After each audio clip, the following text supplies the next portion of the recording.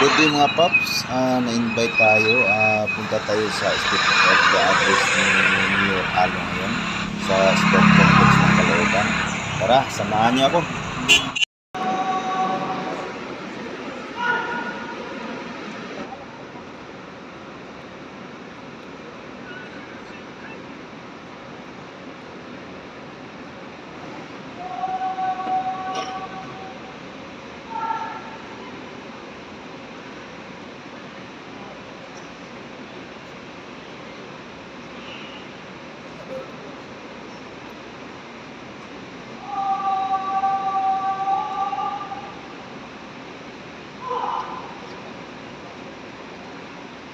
We invite Environmental Planner Aurora Sanchega, Officer in Charge, Office of the City Administrator, to do the honors of introducing our CTP.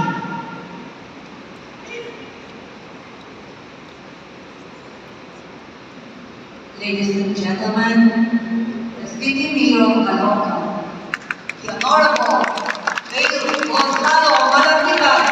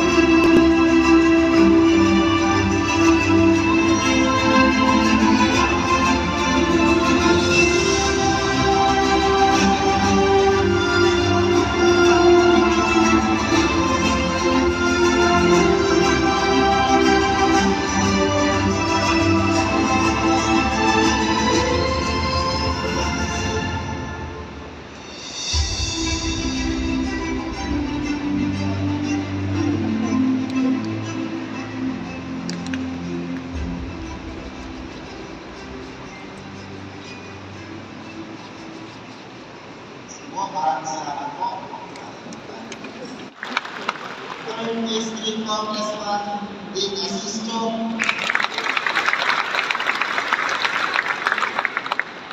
Vice Mayor Carinate,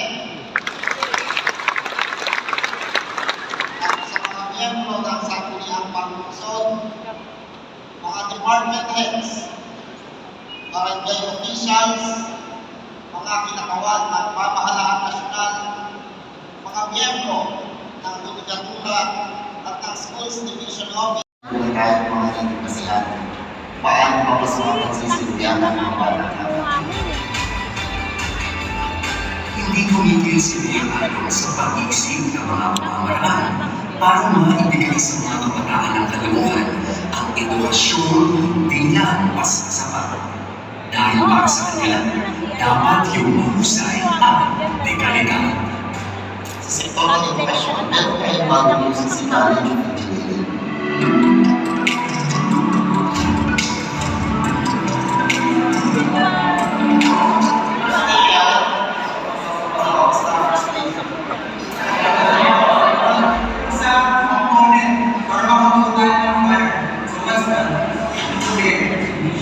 Alam naman natin na malaki yung gastos ng isang estudyante na nag-aaral ng engineering.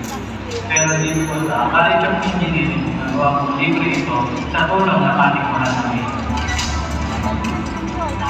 Nakapag-aaral ako sa University of Caloocan City ng libre at sa kursong Bachelor of Science in Technology. Kaya ngayon, isa na ako pinagtagulis. Isa ako sa mga pumapalad na natutuwa sa ginawa ko ng aking pera at kalamitan sapagkat marami po silang batang tutulungan. Kagaya ko na nakapagtapos, kaya tumulong ako sa pamilya.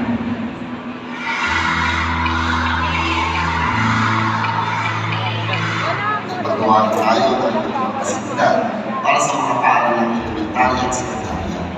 At nariyan ang free bags at school supplies para sa mga mag-aaral. Alam niyo, napakaswerte natin dahil ang mayor natin ay si Mayor Alo. Alam niyo po, binibigay niya lahat ng mga kailangan ng ating mga estudyante, both elementary and secondary. At alam niyo, hindi niya pinababayaan yung ating mga guro sa kanilang benepisyo na binibigay ng city government. At lagi niya pinakasinan yung mga concerns ng principals na po, elementary and secondary. Patuloy din ang pagpapataas ng kalidad ng serbisyo sa Caloocan City Medical Center at Caloocan City North Medical Center. Nagsasagawa tayo ng renovation sa mga ospital. Nagkaroon tayo ng mga bagong kapitan tulad ng CT scan machine. Ito machine natin Meron siyang feature na para sa sinisikap rin ng pamahalaan ng Luzon na mailapit sa mga barangay ang mga pangunahing serbisyo pangkalusugan sa pamamagitan ng pagtatayo ng mga bagong health centers. bago matapos ang taon, magkakaroon ng Caloocan ng 10 dagdag na health centers. Kalibagkana ang mga medical missions, may gamot at maraming tibig serbisyo ng kalusugan. Ang objektibo ng ating mayarano ay patutunan pangangailangan ng mga tao. Magbigay tayo ng tama at kaservisyo. Napakaswerte po ng mga residente ng Caloocan dahil mabalik po natin ngayon ay ang kanilang pagtutugan. Pwede po sa atin, libre po ang gamot, libre po ang sulta, at libre po ang mga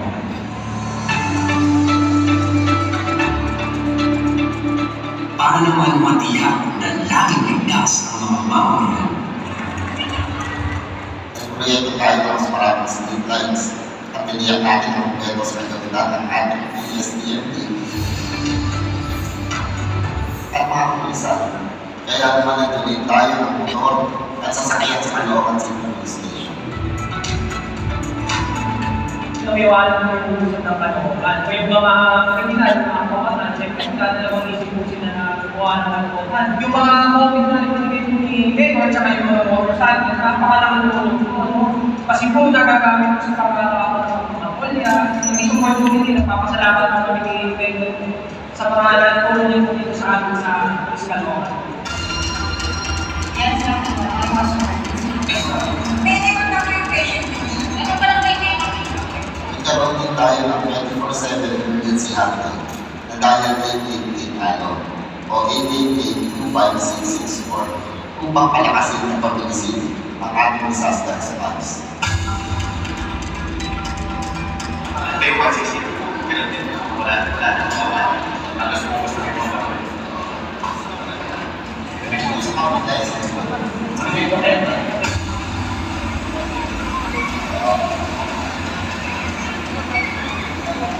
pagtulog kanina po.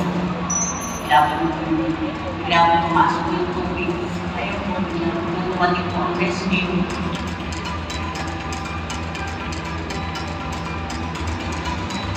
Kasama na pamiliman po ako. Kung wala po ito, baka nalulog na ako.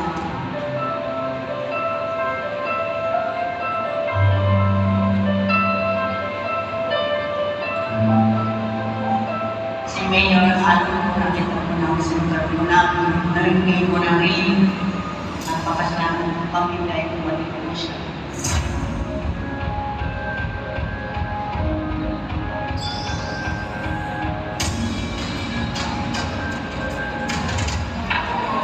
Ipinagmamalaki rin ng administrasyon ni Mayor Ano ang mga trabaho at hanap buhay na nalikha sa ilalim ng halos 3 taon ng kanyang pamumuno. Kaya bukod sa pagkakakitaan, nabibigyan rin ng mataas na moral ang mga mamamayan ng Caloocan. Mula nang maupo si Mayor Ano, sa tulong ng mga pribado kumpanya, 261,524 na ang bilang ng nailalong na trabaho para sa mga mamamayan ng Caloocan.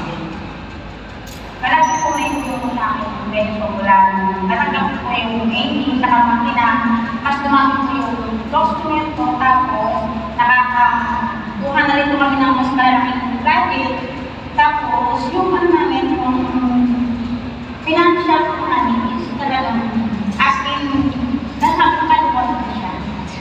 Tapos, ano po, nakatulong din sa pamilya po namin. Nagsagawa rin ang pamahalang pangusod sa pangunguna ni Mayor Ano ng mga inisyatibo para mas mailapit sa publiko ang serbisyong may aksyon at malasakit. Tulad na lamang ng Couples Day at Mayor's Hour, kung saan ang araw ng tutunan ang mga hinaing ng mga nagkakalokan. Patuloy rin ang pagtalalay sa ating mga senior citizens, persons with disabilities o PWD, maging sa mga solo parents sa ating lungsod. Ano yung para sa inyo, ibibigay ko at ibubus ko lahat para sa mga senior citizens natin dito sa mga Caloocan. Nakakatulong si Mayor sa amin, sa senior citizen. Katulad ko, pamili ng gamot, yung video, saka yung gift check. Ang laking tulong sa amin yun. Magkakaroon kayo bago matapos ang 2025. Legislative building na magagamit na rin ng ating mga mambabatas sa susunod na taon. Tapos na rin ang Phase 1 at sisimulan na ang Phase 2 ng Columbarium at Crematorium sa Barangay 187. Para sa mga namayabang sa buhay ng mga batang kaluluwa. Makakapag-produce na rin tayo ng mga batang kaluluwa. Dahil umuusan na ang paggawa ng unang gusali ng UCC College of Medicine and Health Sciences sa Barangay 180. Maging ang PUP Caloocan sa Tiparo, ng kauna-unahang State University sa Manila ay mapakikinabangan na rin ng mga scholar ng Caloocan sa 2026. Ang malalaking proyekto at mga tambuhalang infrastrukturang ito na nanilatag na ni Mayor Along sa kanyang unang 2 taon. Kaunting panahon na lang ang hihintayin para mapakinabangan ng mga batang kaluluwa. Isa rin sa direktiba ni Mayor Along ang linisin ang Caloocan.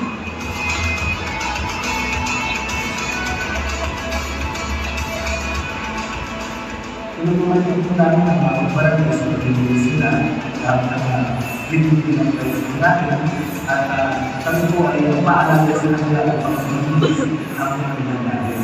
Napakahalaga po ng kailangan ng mga hindi maginis ang Caloocan at nais po na palakasin ang aksyon ng mga sa akin para sa maginis na kapagbiran.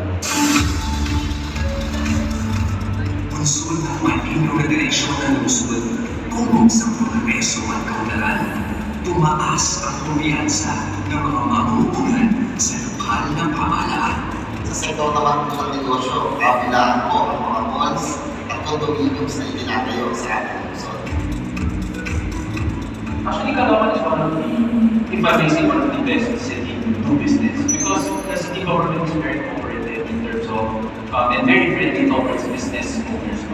They're very interested sa growth ng business namin, especially as most of us are homegrown Caloocan businesses. So, through the years, nakita naman namin, lalo na dito sa administration of Mayor. Naging convenient ka dito sa Caloocan. Kasi kami mga infrastructure projects ngayon, maayos yung kalsada, at yung mga street lights, maganda yung basic order. So I think maganda, magiging more attractive yung sa business. Patuloy rin sa paglalag ng lungsod ay ang mga pagkilala na nagtatanggap nito.